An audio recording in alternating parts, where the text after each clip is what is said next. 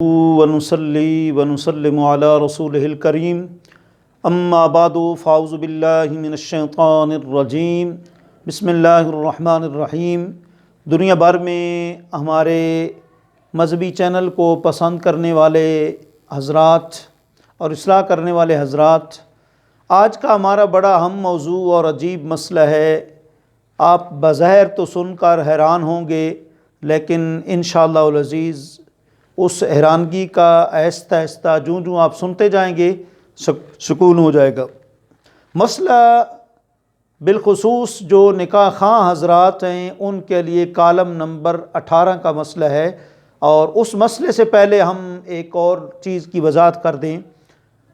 شرعی طور پر طلاق دینے کا اختیار اللہ کریم نے مرد کو دیا ہے۔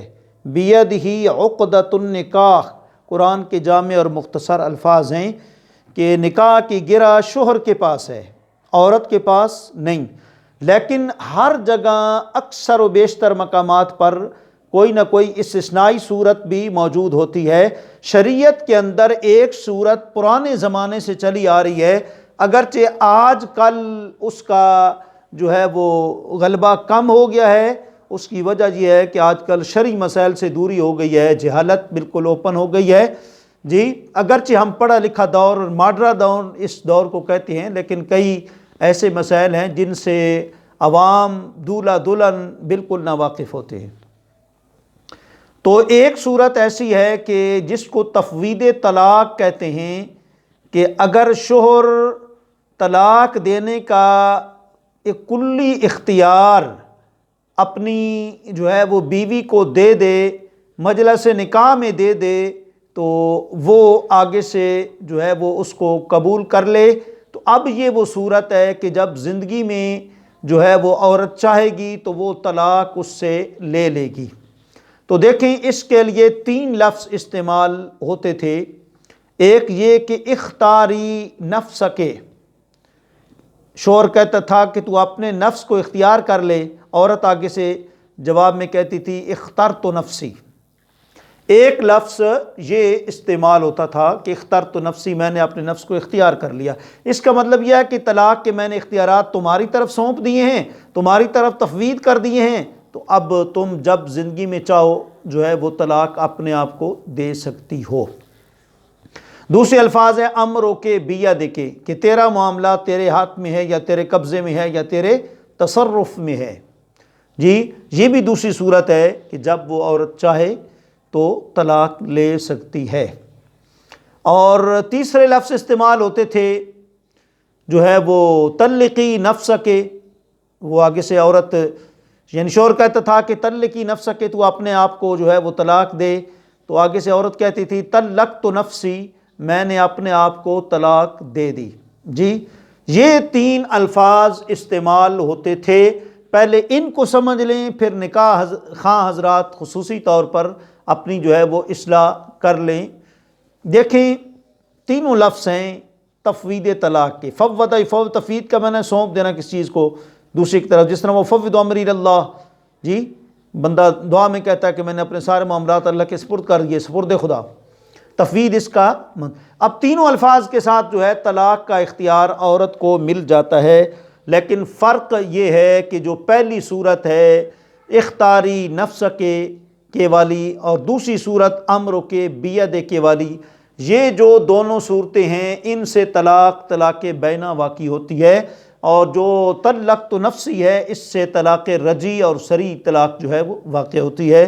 یہ تینوں طرح کی ہیں طلاق۔ تو بہرحال طلاق کا اختیار، اس سے شوہر اپنا اختیار، اپنا حق وہ بیوی کو دے دیتا ہے، اور اپنا حق کسی دوسرے کو دینا یا اپنا حق ساقط کرنا بندے کو اختیار ہوتا ہے۔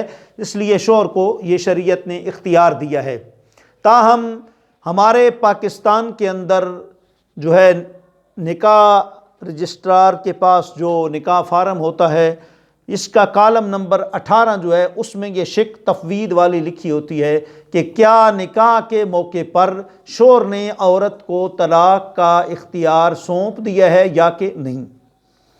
تو نکاح خواہ حضرات سے گزارش ہے کہ جب نکاح پڑھانے کے لیے جائیں تو یہ جملے اس کے آگے لکھ دیں مطلب ہے سب سے بہتر یہ ہے کہ جو ہے وہ طلاق بین کا لفظ استعمال کریں، کہ شوہر کہے کہ میں فلانا بنت فلانا کو طلاق بین کا اختیار دیتا ہوں، زندگی میں جب وہ چاہے تو طلاق بین وہ دے سکتی ہے، یہ لفظ جو ہے وہ زیادہ بہتر ہے باقی الفاظوں کی بنسبت۔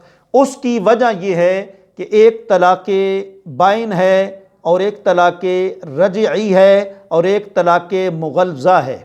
پہلے تینوں کا ذرا آپ سمجھ لیں فرق۔ طلاق بین میں یہ ہے کہ عورت کو جب طلاق بین کا اختیار دیا جائے گا تو عورت اپنے آپ کو فوراً آزاد کر سکتی ہے، وہ شوہر کے نکاح سے آزاد ہو جائے گی۔ اس صورت میں عورت کو اس آزادی پر فائدہ ہوگا، کیونکہ پھر دوبارہ تجدید نکاح بھی ہو جائے گا، صلح بھی ہو جائے گی اس صورت میں۔ یہ جب طلاق بین کا لفظ نکاح خواہ حضرات لکھیں گے اور مجلس نکاح میں شوہر عورت کو یہ طلاق کا اختیار دے گا تو تب۔ اور طلاق رجی میں اگر وہ طلاق رجی کا وہ کہتے ہیں کہ جی میں اختیار دیتا ہوں، تو اس کا کیا ہے؟ طلاق رجی مطلب شوہر دے گا تو اب عورت جو ہے ابھی آزاد نہیں ہوگی، عدت تک عورت پابند ہے۔ اگر شوہر نے جو ہے وہ رجوع کر لیا تو طلاق پھر وہ واپس ہو جائے گی طلاق، جی معاملہ۔ اس صورت میں عورت آزاد نہیں ہوگی تا اختتام عدت، اس میں لہٰذا اس میں عورت کو فائدہ نہیں ہوگا۔ اور تیسری صورت جو ہے وہ طلاق بینہ مغلظہ، تو اب یہ تو مکمل جو ہے عورت آزاد کیا کہتے ہیں مطلقہ ہو جاتی ہے، شوہر طلاق دے دیتا ہے، شوہر پر وہ حرام ہو جاتی ہے، اور اب جب تک تحلیل یعنی حلالہ نہیں ہوتا اس وقت تک وہ عورت جو ہے وہ اپنے پہلے شوہر کے لیے حلال نہیں ہوتی۔ تو لہٰذا ان تینوں صور میں، ان تینوں صورتوں میں سے جو صورت طلاق بائنہ والی ہے اس کا صراحتاً لکھنا چاہیے نکاح فارم میں، یا پھر تفویض اگر مطلق نہیں مشروط ہے، مثلاً وہ یوں مطلب ہے کہ لکھ دیں کہ فلانا بنت فلانا کو میں طلاق کا اختیار جو ہے دیتا ہوں، اگر میں نے مار پیٹ کی، اگر میں نے نان نفقہ پورا نہ کیا، اگر میں نے حق زوجیت ادا نہ کیا تو میں اپنی بیوی کو مکمل کیا کرتا ہوں جو ہے وہ اختیار دیتا ہوں، تو پھر بھی جو ہے وہ ٹھیک ہے۔ طلاق بینہ کا جو ہے بہر صورت جو ہے وہ بہتر ہے وہ لفظ لکھنا۔ اللہ کریم آپ کو ہم سب کو نکاح کے جتنے مسائل ہیں صحیح سن کر سمجھ کر اس کے مطابق ہمیں زندگیاں گزارنے کی توفیق عطا فرمائے۔ آج کل جو جھگڑتے ہیں اور خاص کر غیر رشتہ داروں میں جب رشتہ کرتے ہیں تو ڈر رہے ہوتے ہیں، تو شریعت نے جو کالم رکھا ہے، کالم نمبر 18 نکاح فارم میں لکھا ہے، اگر اس پر سارے غور کر لیں تو اور کچھ لکھانا ہی نہ پڑے، مطلب ہے کہ نا اتفاقی صورت میں اتنے لا کر جانا ہوگا وغیرہ وغیرہ۔ سیدھی بات ہے کہ بلا وجہ اگر تنگ کریں گے طلاق ہوگی۔ وآخر دعوانا الحمدللہ رب العالمین۔